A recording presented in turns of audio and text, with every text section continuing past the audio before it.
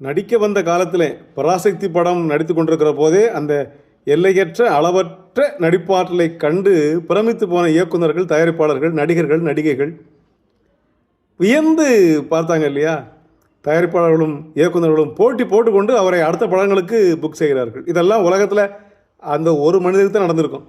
முதல் படம் நடிக்கிற போதே 10 படங்கள் புக் ஆகிருக்குன்னா அதெல்லாம் யாருக்குமே கிடைக்கல. சும்மா பெருமையாக பேசிக்கலாம் பின்னால் வந்தவங்க.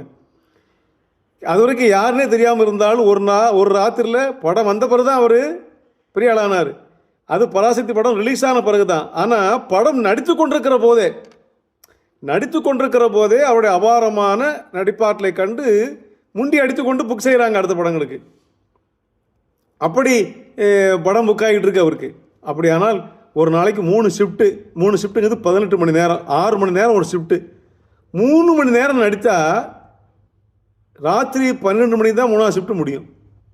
12 மணி வரை இங்கே அங்கே இன்னொரு இடத்துல 4 படத்தை நடிச்சுட்டு 12 மணிக்கு தான் வீட்டுக்கு வருவாராம். அப்போ கல்யாணம் முடிஞ்சாச்சு அவருக்கு. முதல் படம் நடிக்கும்போது கல்யாணம் முடிஞ்சு போச்சு. அக்கா மகளை கல்யாணம் பண்ணிக்கிறார். 12 மணிக்கு தான் வீட்டுக்கு வருவார். எல்லா மனைவிகளை போல் அந்த அம்மா எதிர்பார்ப்பாங்க இல்லையா, சீக்கிரம் வரணும்னு. ரொம்ப வருத்தப்படுவாங்களாம். இல்லைம்மா, மாமா உழைக்கிறேன், கொஞ்ச நாள் பொறுமையாக இரு, நம்மளும் பெரிய ஆளாக வருவோம் என்று சொல்லிக்கிட்டே இருப்பார். அவர் சமாதானம் பண்ணுவாராம். நாளைக்காவது சீக்கிரம் வாங்க, 2 ஷிஃப்ட்டு போதாதா, சாயங்காலம் 6 மணிக்கு வீட்டுக்கு வாங்க, 6 மணிக்கு பிறகு இன்னொரு 6 மணி நேரம் நடிக்கிறீங்களே, அது எதுக்கு, வாங்க போதும் அப்படிம்பாங்களாம். இன்றைக்கி வந்துடுறம்மா, இன்றைக்கி ஒரு ஷிஃப்ட்டை கட் பண்ணிடுவோம்மா அப்படின்னு அவர் சொல்லுவாராம். ஆனால் வழக்கமாக அவர் தாமதமாக தான் வருவார். அந்த அம்மா வருத்தப்பட்டுக்கிட்டு சொல்லுமா, நாளைக்கு நீங்கள் சாயங்காலம் 6 மணிக்கு வீட்டுக்கு வரணும், 10 மணிக்கு வரணும், 12 மணிக்கு தான் வருவீங்கன்னா உங்களை பேச மாட்டேன், இது சத்தியமாம்மா அப்படிம்பாங்களாம். சரிம்மா அப்படின்னு சொல்லிட்டு போயிடுவாராம். ஆனால் அவர் ஷூட்டிங் முடிஞ்சு 12 மணிக்கு தான் வருவார். வந்தவொடனே நம்ம பேசக்கூடாதுங்கிறதில் கதை திறந்து விட்டு அப்படி ஒதுங்கி விடுவாங்களாம். பேசவே கூடாதுங்கிற வைராக்கியத்தில் இருப்பாங்களாம். ஆனால் நடிகர் திலகம் அந்த பேரை சொல்லி அவர் அழைப்பு நம்ம சொல்லி காமிக்கவே கூடாது.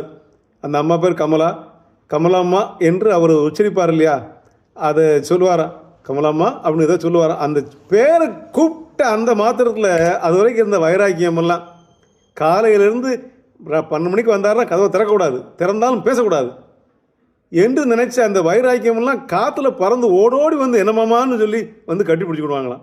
அந்த பேச்சு, அந்த சொல்லு உச்சரிக்கிறது பாருங்கள், திரைப்படத்தில் உச்சரிக்கிறது மட்டும் இல்லை, வாழ்க்கையில் அவரை போல் ஒரு அன்பொழுகை எப்படி உச்சரிக்கணும், அதே பெயரை கோபத்தோடு எப்படி சொல்லணும், அதே பெயரை வெறுப்போடு எப்படி சொல்லணும், அதே பெயரை வேண்டாமல் எப்படி சொல்லணும், இதையெல்லாம் தெரியும். கமலம்மா அப்படின்னு சொல்லும்போதே உள்ளமெல்லாம் மகிழ்ந்து குளிர்ந்து ஓடி போய் மாமான்னு சொல்லுவேன்னு அந்த அம்மா சொல்லியிருக்காங்க. அது அவரை பற்றி என்னதான் சொல்ல